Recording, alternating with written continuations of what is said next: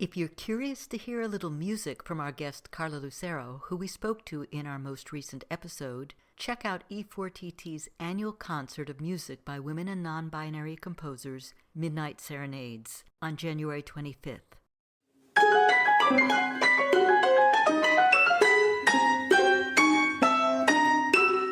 Welcome to For Good Measure, an interview series celebrating diverse composers and other creative artists, sponsored by a grant from the California Arts Council. I'm Nanette McGuinness, Artistic Executive Director of Ensemble for these times. In this week's episode, we continue our conversation with Juhi Bansal, who we spoke to in February 2022. You're both a composer and a conductor. How did you discover both paths for yourself? Has there been cross-pollination between composing and conducting? Sure.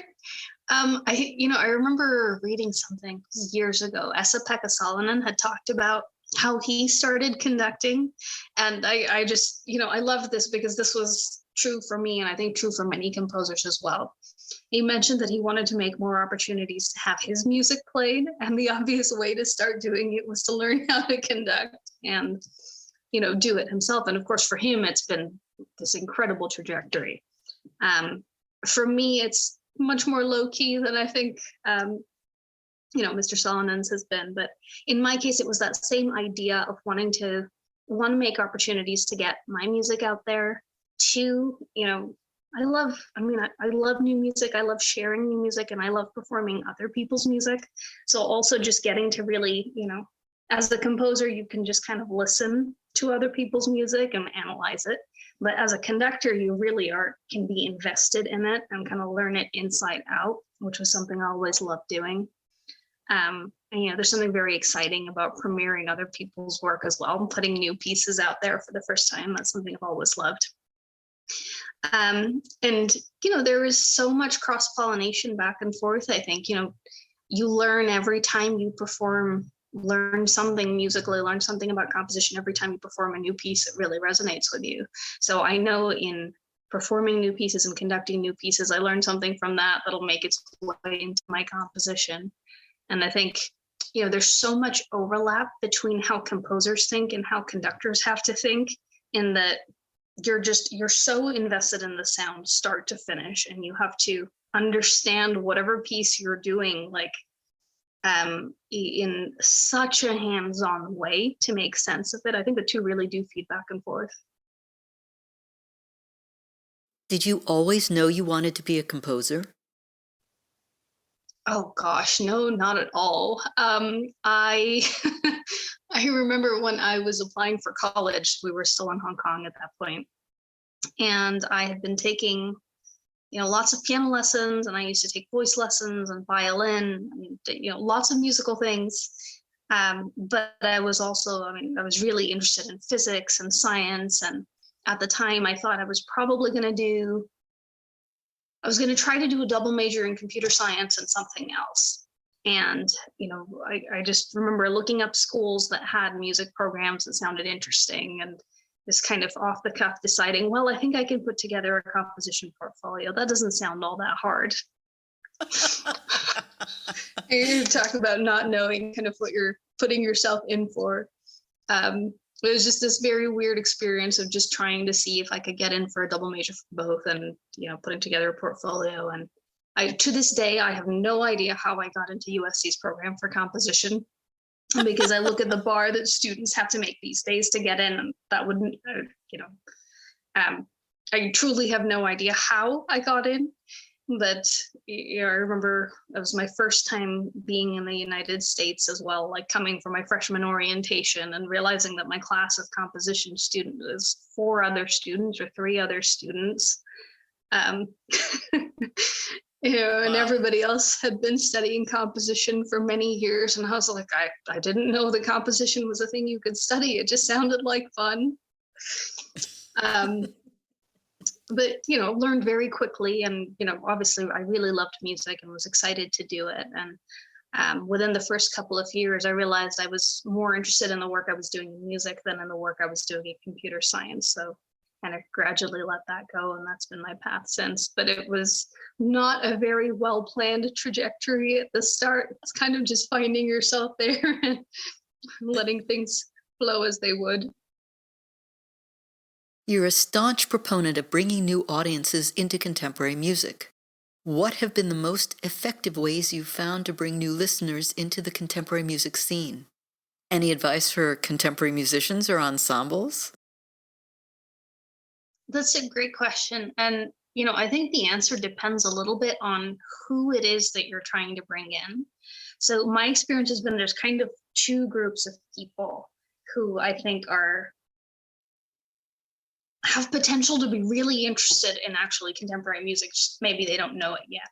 One is, I think there's this group of people who really love classical music. And when I say classical, I mean really traditional Mozart, Beethoven, classical music, who either have not been exposed to contemporary music yet, or they've been exposed to it, but only like one or two styles of it, that there's the sense of what contemporary music is, which is not actually at all representative of what it is exactly. And it's a group that I think can often be really excited about new music, but you kind of have to figure out where they're starting from. Whether it's that they just haven't been exposed to new music at all, or maybe they've been exposed to some and they haven't liked the particular style or styles that they've been exposed to. And I've done a couple of projects in the past where we found things like thematic programming, for example, or like, hidden programming or secret programming, or just something where you kind of invite people in the door without yet limiting or without trying to set up any preconceived notions of what they're going to hear. Just an idea, a theme, something to get people in the door with an open mind. I think that is often actually a really great way to bring people into new music.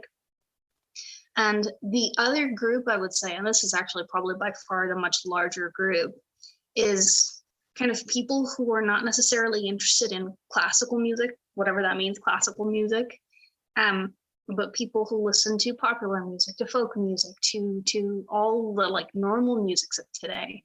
One of the things I think is actually really interesting these days is that we as composers draw on so many of the same kind of tools, techniques, sounds.